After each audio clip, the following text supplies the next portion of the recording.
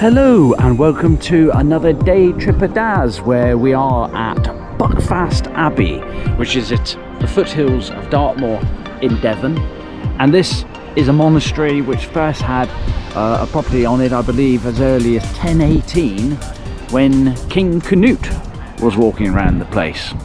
Now there's a lot of things to do around here. There's a lot of gardens, there's obviously the ubiquitous gift shop which you'll find everywhere, and a lot of interesting properties as well.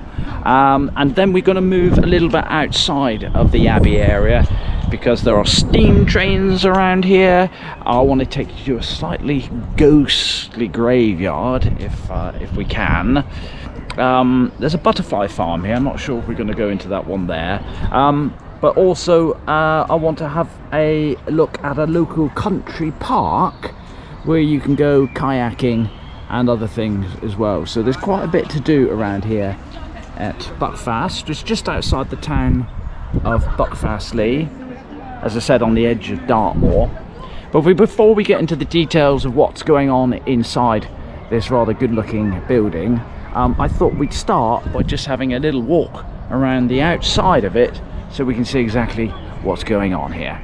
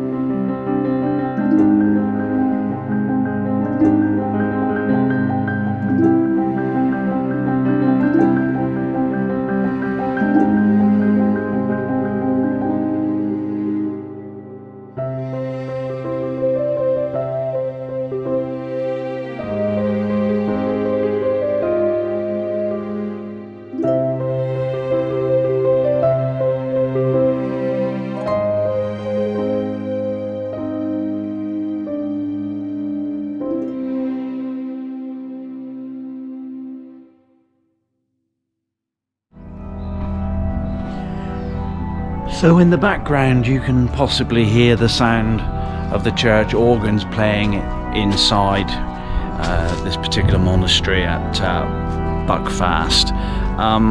This originally would have been a Benedictine monastery.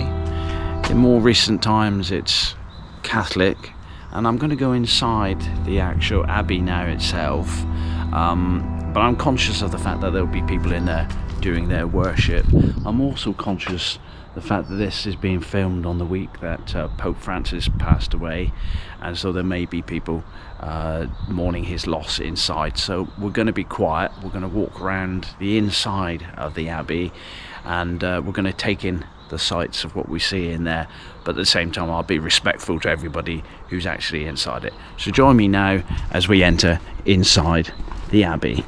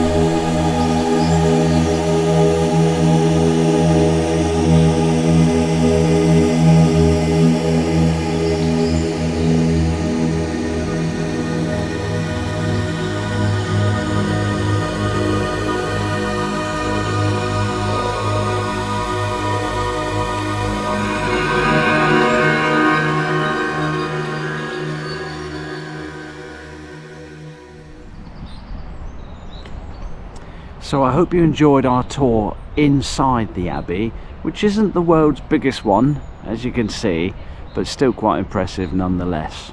And the grounds cover quite a wide area as well, and there's a lot of other buildings, and there's gift shops and things like that, and some of them quite old and some of them are actually quite new. But as well as that, you get things like little garden areas where you can stroll around during the afternoon or the morning, whichever time you do your day trip here. So that's very nice. Something that you might be aware of, now we've entered into the outside of the Abbey, is the name Buckfast. It might be familiar to you. It's a name which has attached itself to an alcoholic drink called Buckfast Tonic Wine, quite fondly known by people who enjoy it as Bucky. Now, it's a fairly potent, it's like a fortified wine, I guess, sort of like a port type of drink. It's pretty famous, and I know they send this up and down the country and probably beyond that, but apparently it's particularly popular in Scotland for some particular reason. Don't know why that is. So I think we're going to try and get ourselves a bottle of Bucky before we finish this particular day trip. Something else I'm going to do a little bit later on is we're going to move a little bit further down the road from where we are at the moment, to a place where steam trains are restored and run regularly. In fact, I heard in the background the sound of a steam train just now making one of its hooty noises. But let's just have a little wander now around. Now, here are some of the more modern buildings. They call this the Buckfast Abbey Conference Centre. I bet King Cnut didn't hold conferences back in his day. Apparently Henry VIII, when he was doing things called disillusioning or something, he had a hand in this particular estate, as you do. Henry VIII pretty much had a hand in everything at one stage. So I thought I'd bring you to this rather splendid looking tree. It's a pine, it's called a monastery pine, planted in 1925, and they reckon it's gonna live to something like 120 years. And it's had a bench around its trunk and was on the edge of the Abbey car park, and it's looking pretty splendid, I think. And talking of splendid, we've been on a few day trips, and by the way, thank you very much to everyone who has watched my day trips so far, and especially to those who have subscribed. If you remember my very first episode, I was there begging for my very first subscriber, but I'm glad to see now we're getting to the multiples of subscribers at this stage, so that's really good. But if you can keep the effort up, that would be really splendid, and then we can keep going on and do lots of different day trips. But I was going to tell you the reason why I think things are splendid here is very often wherever you go, you'll end up paying a lot of money to get into places. Well, what I've found actually really impressive here is that there's a car park here. You probably need to drive here because it's not that easy to reach. You can get by foot from Buckfast itself, I guess. There's bound to be buses, but the car park is free. You don't see that too often. I've been around the Abbey itself. There was no hint of anyone trying to charge you. They'd obviously be grateful of donations if you give them that, but they didn't put any compulsory charge on entering that. And all the various places that you can visit in and out of the area are free to enter, so that's a bonus, and you don't see that very often, as I've discovered on my day trips so far. So let's just keep wandering around and see what we can find. There's a monastery exhibition, a medieval guest house, and a hotel, which will be up that way, which will be nice. So that'll be one way to get rid of having to travel around here, is stay in the hotel. So I was going to today be very clever and put one of those on-screen maps that you see so many people very cleverly do, but I don't think I need to on this occasion because someone's produced one for us. So that's where we are now. We're at Buckfast Abbey, which is right next to the town of Buckfastleigh, and all the way around the outside of that is Dartmoor. and a few little landmarks you can see there. Torquays to that direction, towards the east, and if you go west you get down to Plymouth and eventually into Cornwall. So that was very helpful, very good. Okay, we'll take another little stroll around Buckfast Abbey grounds itself. Now there is an exhibition centre, and whilst I said everything today is free of charge, I noticed they do charge for that particular thing to do, but I suspect you'll find a lot of information in there should you want it, and plenty of places to sit and enjoy. It's a very peaceful place, this, so I'm keeping my voice down a little bit today, but you might get a bit hungry. And I see they've got a place here called the Benedicto's Coffee and Cake Shop. But what I thought was quite attractive, San Benedetto's Pizzeria and Coffee.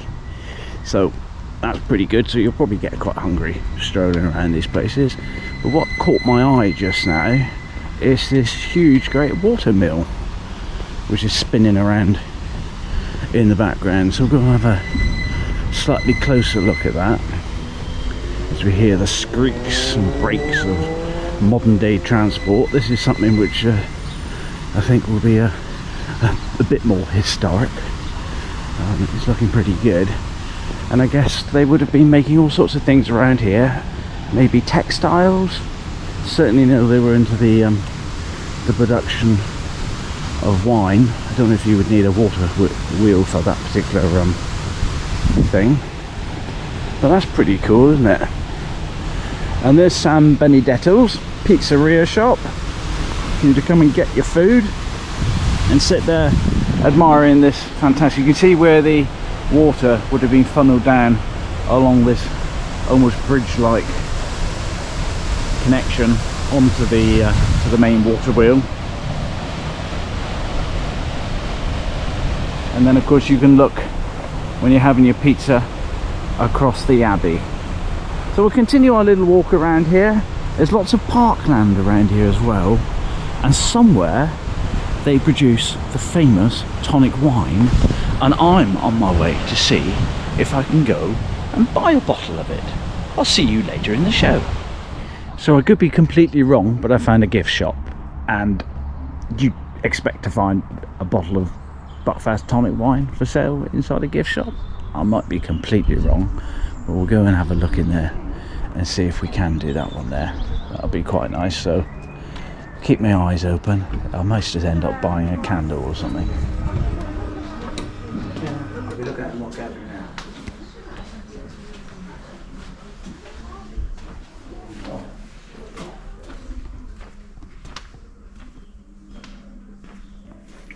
Can't see any wine at the moment, but I'm sure there's got to be some here. There's some nice smelly things to buy, of course, cards, birds' nests, and there's some umbrellas in the corner. That's very nice. Some lovely little objects to have a look at. And look at these ancient hats, sort of 1930s style. What would you think? Very nice. Ooh. Let's see if we can find this wine, because I'm going to get thirsty in a minute. See you in a minute. So I've done it. I've managed to get myself from the gift shop at Buckfast Abbey a bottle of Buckfast Tonic Wine. Let me just show you what it looks like. They're very nicely given me a very nice Buckfast Abbey bag to keep this in. With what's inside it I'm more interested in. There we are. Buckfast Tonic Wine, made by the Benedictine monks at Buckfast Abbey in Devon. There we go. So it's a red wine. It's very nice. I don't believe it says much more than that there. But there it is, the famous Buckfast Tonic Wine, bought here at Buckfast. How genuine is that? Better not drink it right now, because I've got my car parked just outside, so that wouldn't be very clever, would it? But I'm sure we'll find an opportunity to have a little tipple of that. Apparently this is 15%, so it's not quite as strong as I thought it would be, but still pretty potent. Apparently when they ship it to Ireland, I think they have to reduce the strength of it for some strange reason.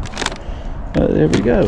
Anyway, now I tell you what I did find just now, as we just continue our walk around the the grounds at Buckfast Abbey, I found another map. But this isn't the one that shows you whereabouts in the county of Devon we actually are. I think this one here gives you a bit more detail on some of the things you can look at and see when you're down here for your day trip, like you do. And there it is, a bit more detailed. And one of the things I noticed when I looked at it just now, the number of gardens that they've got here. So you've got your main monastery, monastic way exhibition, your gift shop, you've seen that. You've seen obviously the main abbey itself, and the church. But they've also got lavender gardens, psychic gardens, century garden, and a millennium garden, which I guess goes back to the year 2000. It was probably built, dedicated, like you do. So that'll give you a little bit of a guide as to what you're going to see around these parts. Get there. Well, I think we've just about come to the end of this particular part of my day trip at Buckfast Abbey itself, because there's a few other things I'd like to try and squeeze in as we go along. I did mention to you earlier on that I'm going to take you to what is in fact a graveyard, which the reason I'm taking you there is I've always found it quite a spooky place. I've been there before, so we're going to have a look around that. But as we say goodbye to Buckfast Abbey itself, I'm going off in search of steam trains. See you later in the show. Oh, and please subscribe.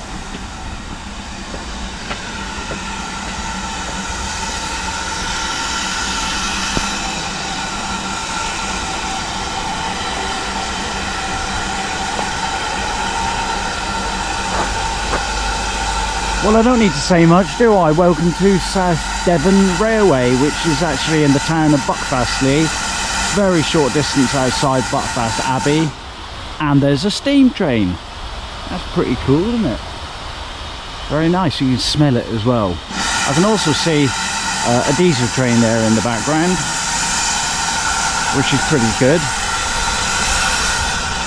If you come to this particular railway station, there's more than just trains to see. Now, later on in the series, I've got a little announcement to make. On a previous episode, me and a friend of mine, Tony, we went walking around Bury Pomeroy Castle. Well, Tony will be joining me in the weeks ahead because we're going to go off on our Rail and Ale Festival, which is connected to this. It's a bit further down the tracks. There's a little town called, or a little village really, called Staverton, and they'll be holding this Rail and Ale Festival there, and we're going to do a little camping special as well. So we're going to be pitching our tents up and going off, drinking the ale and travelling on the rail, we hope, on a steam train.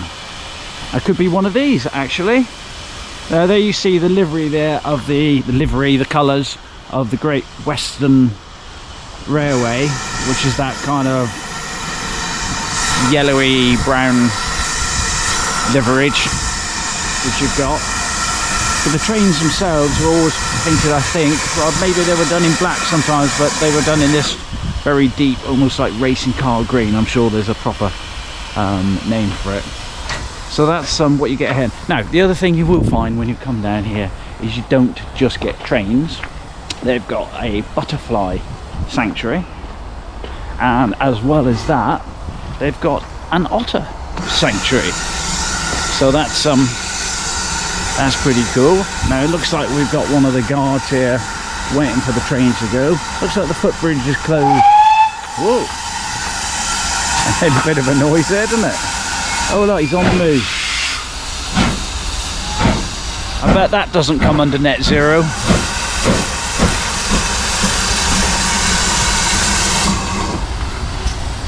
I think traditionally you're supposed to wave at people on trains like this.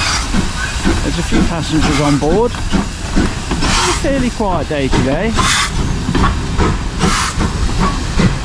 but that's quite impressive.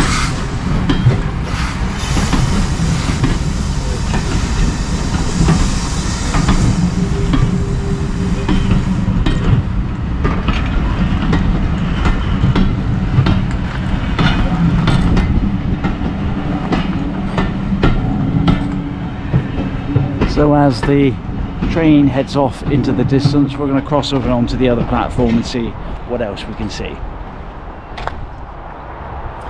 So as we pass the bridge going over the railway line and we pass the signal box on the other side of the platform, I can see actually walking underneath it the reason why you probably can't use the footbridge, because it does look a little bit rickety. Health and safety these days, not a chance, is there? So let's have a look onto the actual main platform. South Devon Railways is run by volunteers, I think, mostly people who are dedicated to preserving and keeping alive specifically the age of steam, mostly the age of steam. There's a bit of steam coming out of that one there. Number 1369. You train spotters out there might be able to tell me more about that one there. I used to have a little Airfix railway, and one of the trains on it was called the Prairie. It looked a bit like that one there. I've probably got that completely wrong. And you know what it's like? If you speak to train spotters, they really know their stuff, so I'm bound to upset them. Of course, on the station platform itself, the old-fashioned advertising boards. How genuine they are, they look pretty good. Down onto the main platform itself, and you've got some milk churns there. Look at the old luggage. That's how people used to travel. Proper stuff, that, isn't it?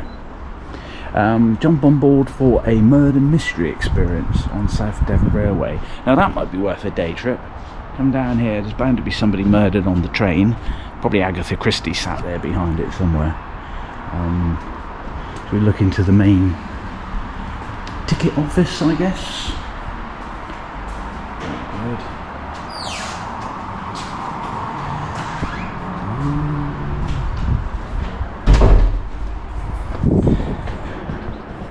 A bit further along here. Now they've got a museum here as well. You can tell what time of day it is. That clock looks like it's working as well. So that's pretty cool. So a few more trainy bits going on here. Well, you would have seen the time on the clock that we walked past just now, and it said it was just coming up to 4 o'clock in the afternoon, which wouldn't really mean an awful lot, except for the fact there's a museum here which we could have had a little look around. That's going to be worth a look. They close at 4 o'clock, but then I thought, well, no, let's go and have a cup of tea or something to eat, or look around the model railway shop that they have here, and they close at 4 o'clock as well. So there's a little lesson that I've learned today. Try to get here before this sort of time of day. There's a vintage bus that parks here too, and I never like to walk past a plaque. So what does this plaque say? Ian Allen Publishing Heritage Railway of the Year, presented to South Devon Railway by so-and-so, Gwyneth Dunwoody, in 2007. So there you go, it's award winning. Oh, do you remember I told you about the rail and ales? I've just seen a poster for it. Jump on board for rails and ales. South Devon Railway, and there's a nice picture there, and it looks very similar to one of the trains we saw just now, and that goes to the town of Totnes, Buckfastleigh, which is where we are, and Staverton, which is where the actual festival is. So please come on board for that. That is coming up very shortly, in the next few weeks, so that should be an adventure. And I say we're going to combine that with a bit of camping as well. And if anyone's ever seen me trying to put up a bloody tent, you'll know what a comical experience that could be. Just going to come up one more sign here.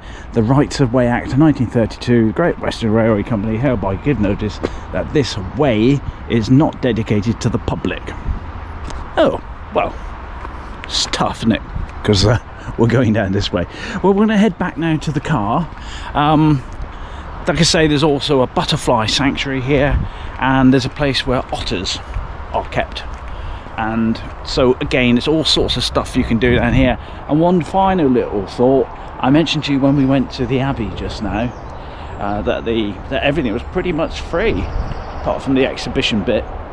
But the nice thing here is actually just walking around here today's been free. Even the car park doesn't charge, which is pretty unusual for a lot of places nowadays. So that's great. Well, I'm off now to somewhere I've not been to for many years, and I don't think it's on the tourist trail, but I just know it from memory as being a really quite creepy sort of place, so I thought that might just be worth throwing into the show. And as we walk underneath the famous South Devon Railway arch here, I can ask you if you've got a chance to press that little subscribe button. That'd be really nice. I'd really appreciate that. There's the otters and butterflies bit if you're coming down here. I'm about to get into my car, and let's see if we can find you somewhere a little bit spooky. Ooh. And so here we are, and today's day trip of Daz has definitely got a religious element to it. Having been to Buckfast Abbey, we now find ourselves, as we close the gates here, at the Holy Trinity Church, which is also very close to Buckfastleigh.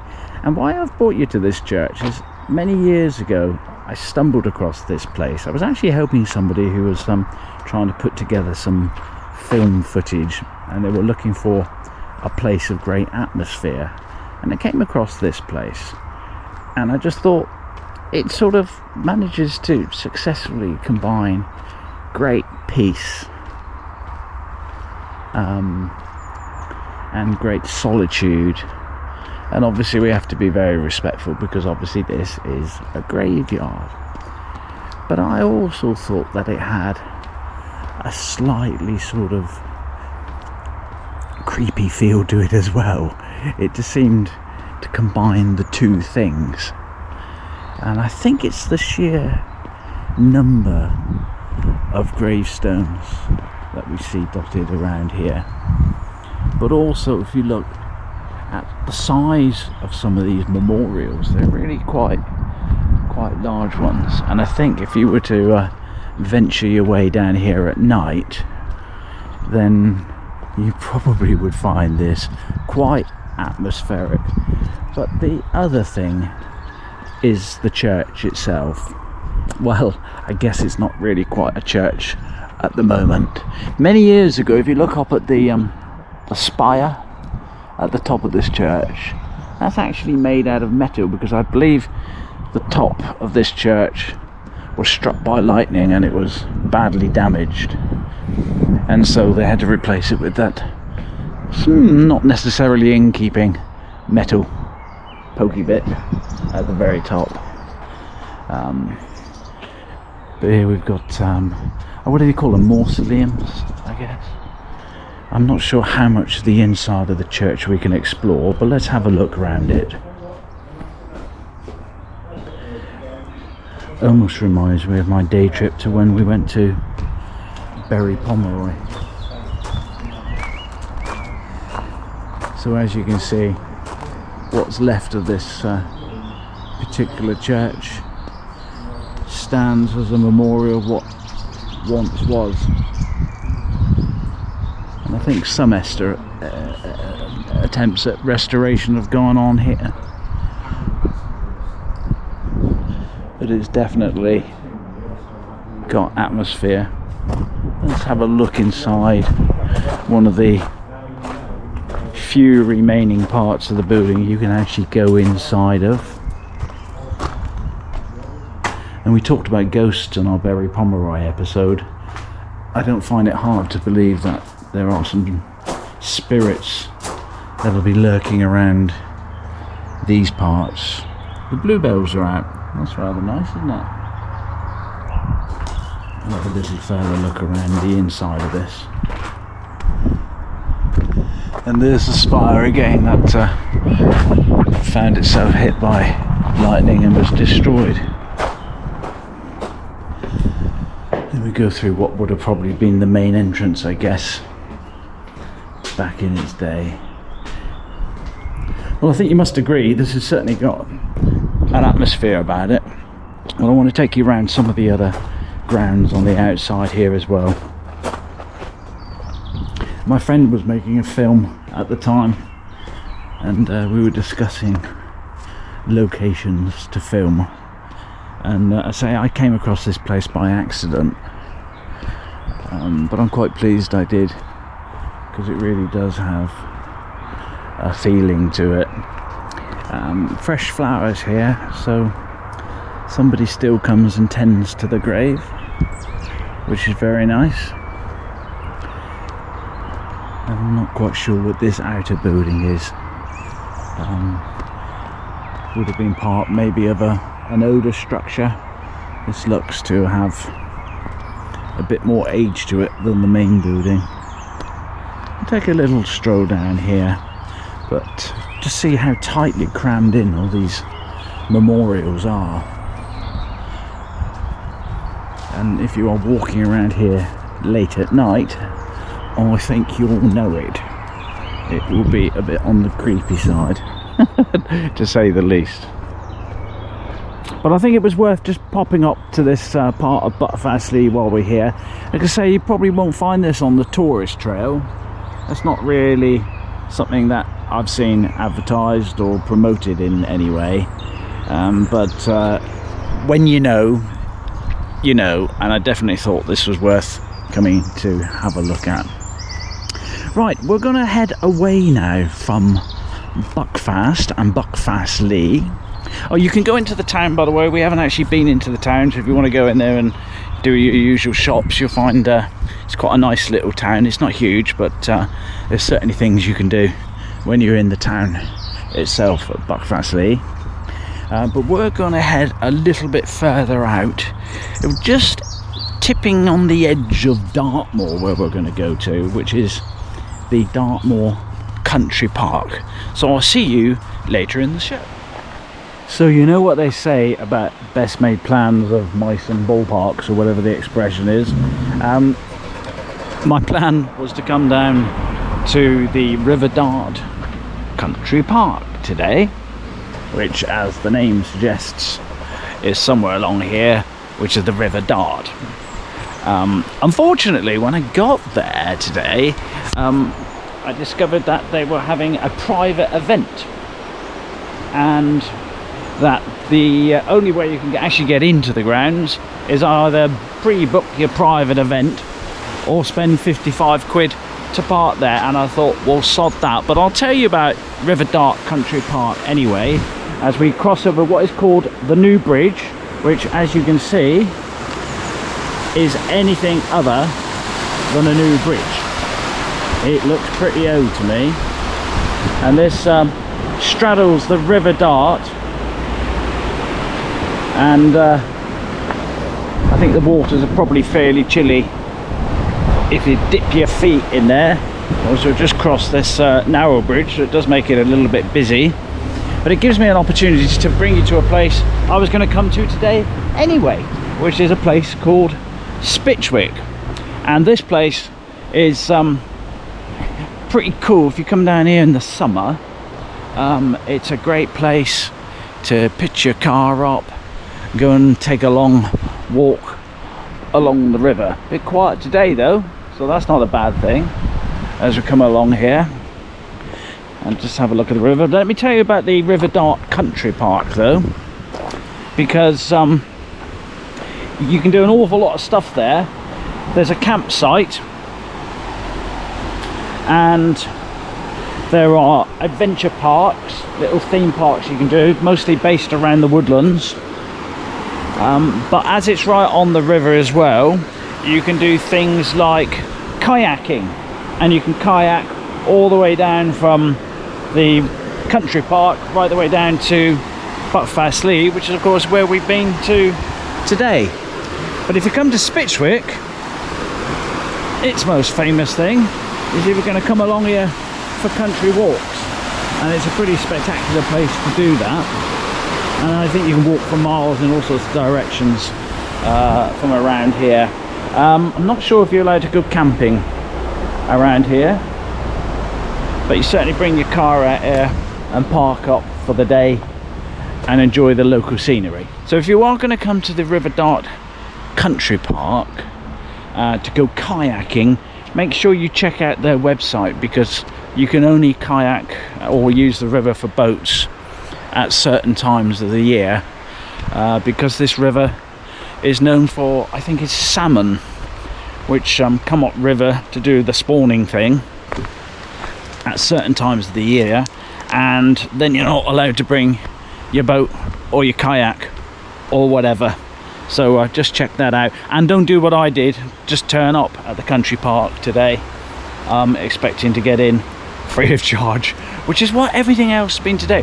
I've been really impressed today. So we've had everything's been free at Buckfast Abbey.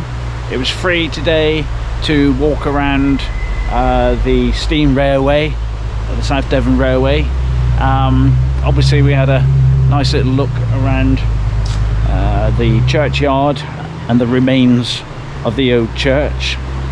And if you come over here to Spitchwick and fancy a walk along the river and enjoy the scenery and maybe look out for kingfishers and various other bits and pieces, then that doesn't cost anything either. So really, overall, an inexpensive day. But when the £55 was mentioned to me to park my car at Riverdark Country Park, I'm afraid I did say sod that, so I didn't actually do that. So as I come down to the river's edge now, and we take a look upstream on the River Dart, this brings to a close this episode of Day Trip a Daz. I hope you've enjoyed it, and maybe will inspire you to come down to South Devon, enjoy some of the scenery and some of the sights that you can get when you're down here. We will be coming back again very shortly. I've got some good ideas as to where we're going to go to next. If you are enjoying this, please press the old subscribe button and the old like. That'd be really, really very nice. And until we meet again from this episode of Day Trip a Daz, it's goodbye.